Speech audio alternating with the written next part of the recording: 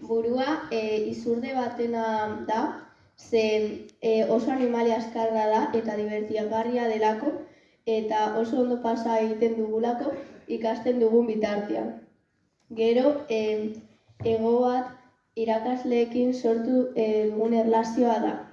Oso babestuta sentitzen gara beraien partez, baina egoak pintxoak ditu, batzuetan beharrezkoa delako arauak ezartzea.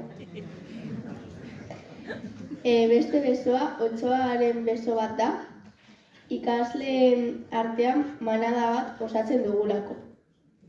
Gero, gorputza kamaleoi batena da, eremu berdina lantzen dugulako ikuspuntu desberdinetik. Eta azkenik, beko partea olagarro batenak dira, eremuka lantzea irtenbide asko aurkitu ditugulako, eta adibidez talde lanean aritzea, besteen iritzia onartzea, ikusten duguna zertarako balio duen ulertzea, eta horrelako gauzak. Agur!